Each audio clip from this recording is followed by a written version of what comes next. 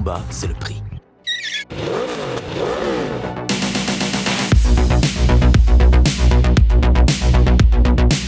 Cette nouvelle Honda CB650R 2024 est intéressante à plusieurs titres. Tout d'abord, elle inaugure un nouveau système e-clutch qui permet de piloter la moto sans jamais avoir besoin de toucher le levier d'embrayage, y compris pour partir d'un feu ou d'un stop. Ensuite, c'est la dernière de sa catégorie à être animée d'un 4 cylindres en ligne. Du coup, on s'est posé deux questions. 1. L'e-clutch, est-ce que c'est juste un délire d'ingénieur ou ça sert vraiment à quelque chose? Et deuxièmement, quel est aujourd'hui l'intérêt de faire un 4 cylindres en ligne quand tout le segment est vampirisé par des bicylindres? Avant de répondre à ces deux interrogations, on va balayer rapidement tous les systèmes de transmission mis en place par Honda et vous allez voir, il y en avait des bien farfelus.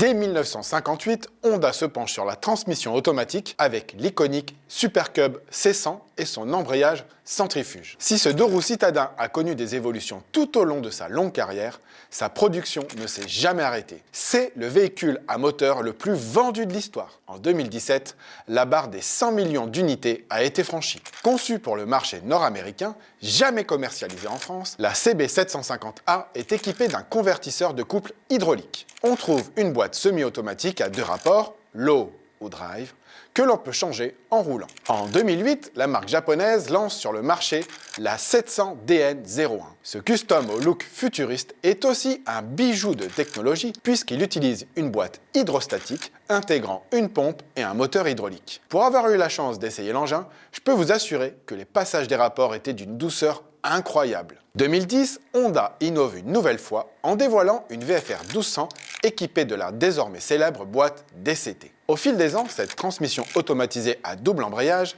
va être régulièrement modernisée et équipera plusieurs modèles, du Cross Tourer à l'Africa Twin, de la NT1100 à la Goldwing, en passant par la diverse NC700 puis 750. Enfin, parmi les engins loufoques pondus par Honda, on a souhaité vous présenter le rigolo Juno, datant de 1962, ou cette 250 Cross qui s'est brillamment illustrée en championnat japonais en 1990. Allez, maintenant, en selle. Alors, première question à laquelle on essaye de répondre dans cette petite vidéo. Est-ce que l'e-clutch, ça marche? Bon, là, connaissant Honda, on n'avait pas trop de doute quant au fait que le système, s'il arrive sur le marché, c'est qu'il est abouti. Et effectivement, ça l'est. Il n'y a pas de bug. Une ou deux fois, j'ai eu un faux point mort entre la première et la deuxième, mais sinon, ça marche nickel. Est-ce que ça sert à quelque chose? Alors ce matin, on a fait de la ville, et en ville, et au bout de 30 secondes, on comprend que ouais, ça sert à quelque chose. Parce que le système, il vous facilite la vie. C'est-à-dire que là, par exemple, hop, je roule, je suis sur une petite route.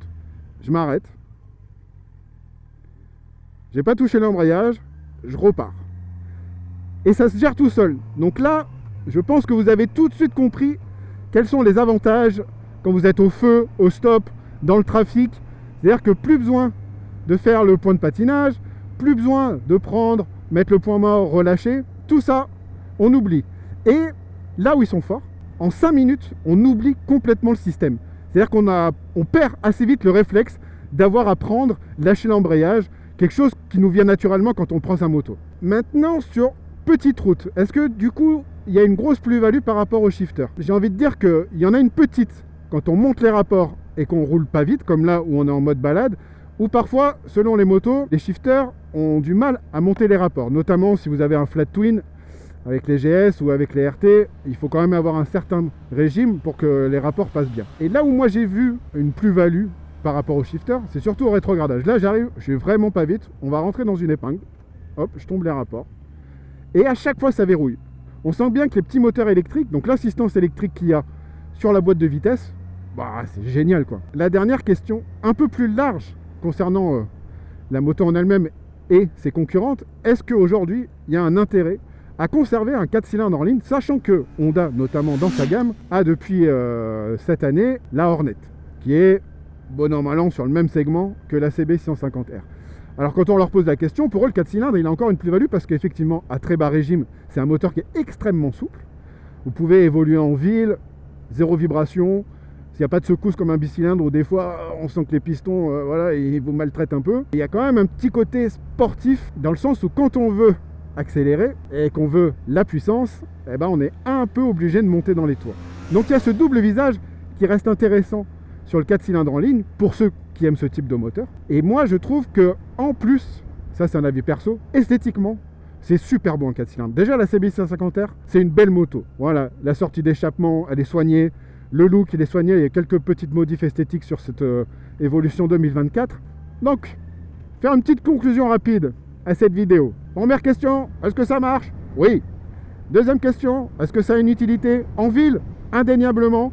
Sur petite route, un shifter se rapproche de l'e-clutch. Peut-être que l'e-clutch, effectivement, quand on rétrograde, il y a une petite plus-value. Et est-ce que le 4 cylindres, il a encore sa place aujourd'hui dans la gamme des roadsters mid-size?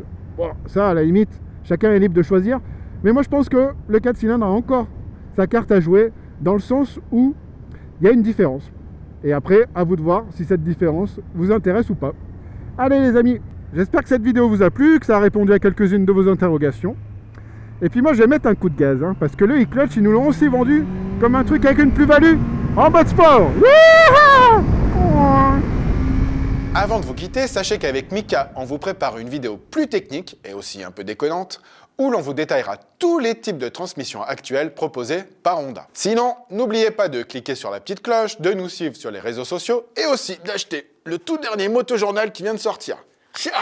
Il est tellement lourd, il y a tellement de pages, je suis obligé de le porter à deux mains.